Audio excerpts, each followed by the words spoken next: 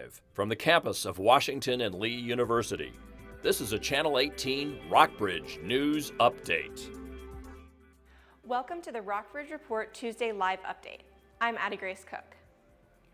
Governor Youngkin unveiled a public safety plan in Norfolk that would recruit out-of-state police to boost law enforcement. WTKR's Danielle Seta has the story.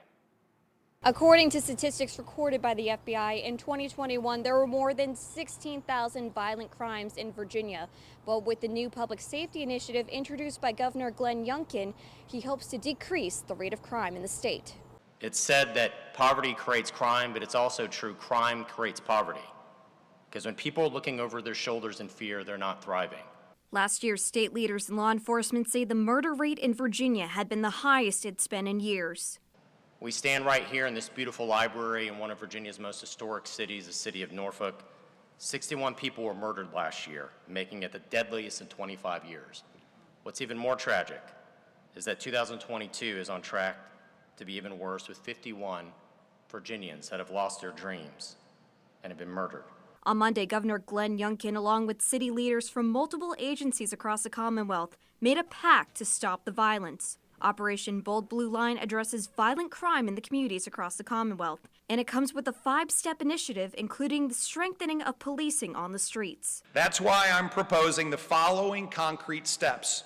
A $30 million nationwide recruitment campaign to bring in sworn law enforcement heroes from other states, especially those that do not support law enforcement. They want to come here. As well as hiring more prosecutors to put and keep criminals behind bars, and supporting witnesses and victims.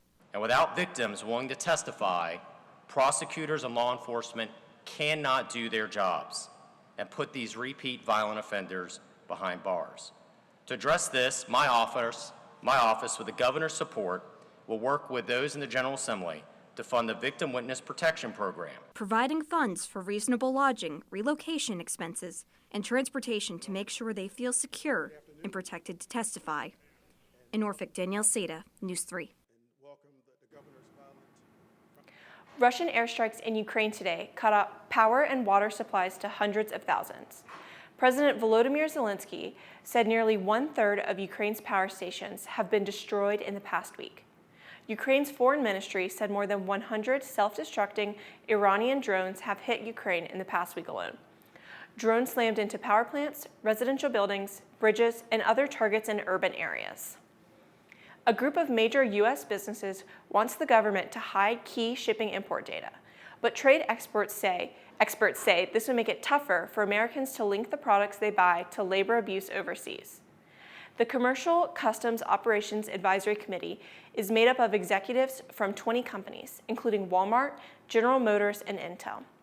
Making data collected from vessel manifests confidential is among the proposed changes in a copy of the committee's proposal obtained by the Associated Press. Ocean-going freight is responsible for about half of the $2.7 trillion in goods entering the U.S. every year.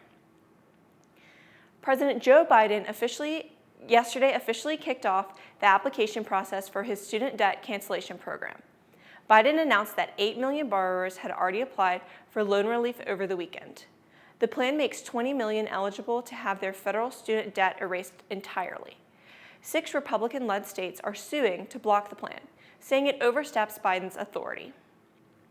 An Iranian competitive climber left South Korea today after competing at an event in which she climbed without her nation's mandatory headscarf covering.